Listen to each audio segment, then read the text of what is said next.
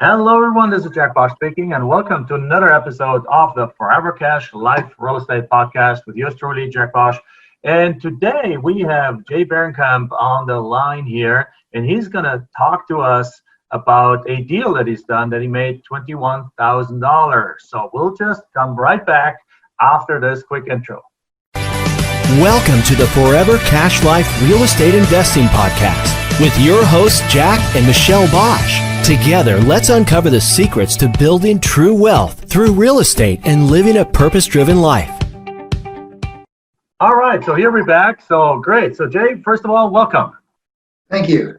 Well, I'm super excited to have you here. So tell us, you're one of our land investors, right? You're one of the land flippers, the land profit generator followers, and you tell us a little bit about your background. Do you have a background in real estate? Do you have a background in something else? Who's Jay? Well, I've been flipping houses, but I've also had a contracting, painting, and contracting business for years. Okay. And I was flipping houses. I bought your program probably 10 years ago.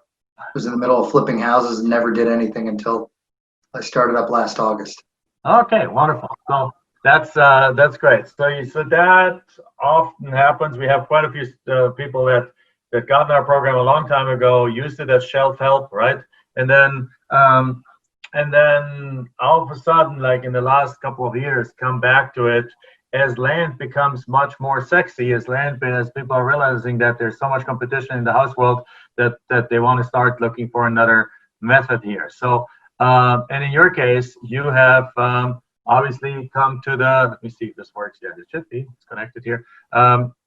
You have come to us for the land and really pulled up the 10-year-old program, right? Now, since then, obviously, we have an updated version, so you obviously have access to that, right? I hope you do. Yes, absolutely. Okay, wonderful. So because we don't believe in selling somebody a course twice, but if we have an upgrade to our course, you always get access to it. So now tell us about your $21,000 deal. So you bought a 40-acre parcel. That's a 40-acre parcel. So tell us about just how it went down. Okay, well, I just followed the course. I sent out the mailers to a county in Colorado, and guy came back to me, told me he thought it was worth about $100,000. Showed him some numbers, spoke to him, told him asked him what he really wanted. It was a little more than what we were supposed to offer, but it worked out great. He said he wanted 24. I ran the numbers. There was still enough meat on the bone, so I said I can do that, and we put it under contract. All right, for 24. So he wanted 100, and he thought it was 100, but he wanted 24. That's another example of just like how people say one thing, but then ultimately sometimes they need money, and $24,000 is a good amount of money. So what happened next? I just followed the course like you just said and put it on Zillow and Facebook Marketplace, Craigslist, and it was winter, so it took a while. It sat for a bit, but I was getting great views and some saves, but not really any interest. And then once the weather broke, people started going out and looking at the property. Right. Yeah. I mean, 40 acres. How much did you advertise it for? I started at 50 and I sold it at 45. All right. So, but there's something interesting you said. If you're operating in an area where there's an actual winter, where that's like, and obviously Colorado has like Rocky Mountains, and I don't know if it was in the Rockies, but overall, our Colorado is higher elevation, a lot of it, and has snow and so on. So you might have a little bit of a delay in the sale if you buy this property in winter. So this is what happened to you. So you bought it in winter, and then so just like people were inquiring, were they calling about it? Were they just nobody would buy it, or how did it kind of work? I had a lot of people inquire about it. Where it was in Colorado, there aren't a lot of trees, but there was some topography there, and this did have trees on it, and it was near great fishing and hunting. And so it just took a bit. This winter was a little bit rough up there, and people couldn't get access to it. Right. And it just took a bit, and we used all 180 days on our contract.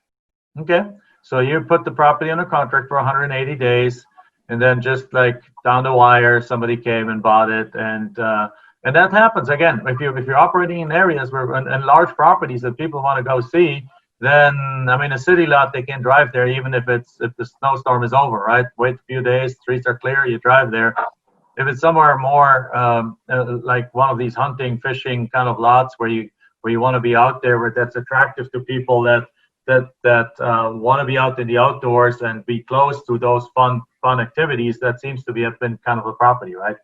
Yeah, and yeah, it was great. I mean, the people were really, really happy to get it. Awesome. And then they bought it for 45. Now, is that cash, or did they do a seller financing or anything like that? You know, it was actually, they financed it through a credit union, and we had to Okay. do an amend extend for, I think, a week and a half. Okay. So, all right. So credit union, that's interesting because banks typically don't like to lend on land. But if you, I guess, with you work with a credit union where there's a little bit more of a personal relationship and they know you and they know your track record and they know you as a person and what kind of a customer you are, versus working with like Bank of America, where literally, I mean, I have times where I had 7 figures in the bank and nobody would even know, nobody would even say hi when I walk into the bank. And with a credit union, I think that's completely different. They know you, they understand who you are, they understand, and not like who you are. I mean, don't mean that arrogant, but they understand your background. They understand you have a solid job or you have a solid business. Yeah, they're like, yeah, we'll lend you the money, even though it's something that other banks might not do. That's really cool. Yeah, the most difficult part was getting they needed an appraisal, and COVID had just started. Ooh, okay. And so that's why they needed the extension. Right. So yeah, that's the thing. If you start needing appraisals in COVID, when it just started, when everything clamped down, right now in most states, people have figured out how to do business outside of COVID or in spite of COVID. But there, if it's right at the beginning, everything like just shut down and nobody knew what to do. So I bet that must have been a little nerve-wracking, right? Yeah, that and the loan processor had gone to Disney World and was then put in quarantine himself with his family for 2 weeks. Oh wow. I'd forgotten about that. Well, there's never a boring day in land flipping, right? So that is funny. And so then ultimately, though, they followed through. They Yeah, all it worked came great. through. Yeah, And, everything worked great. and then you sold for 45. You had it on a contract for 24. Who paid for closing costs? They did. The buyers. Okay, did you negotiate that? Yes, they just put it in the contract and they were fine with it. Okay. See, that's where I think people always assume that you have to do certain things like the standard way. And the standard way being the way that realtors think is the standard way. And because it's on the board of realtors approved, whatever, Colorado contract or Arizona, whatever state you're in, or Texas or so on. And that is what most people don't understand, is that these board of realtors approved contracts that all the realtors were use in that state, they're not the law. I mean, they are within the law, but they're not written because that's the only way to do it, right? It is not illegal. It's let me say it the other way. It's perfectly legal to have the other party cover all the closing costs, as you have just done. It's just might not be customary when buying a house and you have realtors involved. They want to minimize the work, so that therefore they say, like, why don't we just split this? And then it's customary that one party pays this, the other party pays that. But we're not doing customary deals, right? We're doing seller to buyer, direct principal to principal deals where you can negotiate anything the way you want it. And there probably your background as a real estate house flipper came in handy, that you knew that you could do those kind of things. Yeah, and it was just a conversation up front. Yeah, conversation up front. Beautiful. So here's how we do it. Boom, boom, boom, boom. They're like, okay, because they didn't know any better. And it's not like it cost them a lot of money. Closing cost for this property was a lot, like $2,000. It was even less. Even less? Yeah, it was an investor-friendly title company. The fees weren't much, and I mean, title insurance was probably $600 or $700 tops. All right, so then probably $1,500-$1,600 with all the other kind of appraisal fee and things like that. So great. So that's congratulations, man. That was awesome. Now you said since then you have a few other deals in the works. Yeah. I'm supposed to close on another one in a couple weeks here, and then another in a few weeks down the road. Okay, so how much are these gonna make? One should make, I think it says about one should do $8,000, another should do 12. All right, so that's another $20,000. So there's $41,000 coming in with this one and now the other ones. I mean, that was my start. That was my salary when I had a job right there. So it's obviously a few years ago, but I don't think they pay much more these days anyway. So congratulations. That's good. So now, what would you tell somebody that is thinking about land flipping? What do you tell them to do? I think if you just follow the system, it works itself out. Sometimes it takes a little longer depending on how dedicated you are, but consistency is the way to go with it. Consistency is the way to go. That's exactly right. So great. That's awesome. So now what's the goal for the rest of the year now? I'm just trying to keep going forward with getting my mailings out, getting more deals under my belt. I'm in the coaching program, following what my coach has to say. Just hopefully I would like to get up to about 20 deals by the end of the year. All right, that's a good goal. 20 deals at, let's say, an average of 10 is $200,000 for the year. That's probably a good year in most people's book. Yeah, absolutely. Very good, very good. Well, awesome. Well, thank you very much. How are you enjoying the coaching program? I like it a lot. When I have questions, they get answered. It's been good. That's awesome. And obviously, did you get any kind of guidance on those deals in terms of how to structure them and how to stick on them and so on? Stick with them? Yeah, on the latter ones more so than the first one, because the first one was just proof of concept for me. And it was snowed in. I mean, there's only so much you can do with a snowed in lot, right? Yeah. You just have to wait until the weather breaks. But yeah, the other ones, what kind of discussions are you having on those? On the new ones? Yeah. Lots. I mean, I've pretty much probably done everything wrong in the book and relearned. I mean, I'm working one as a wrap. Okay. I've got a different one, and that one's not signed on the other side yet, but I've got the owner to finance it.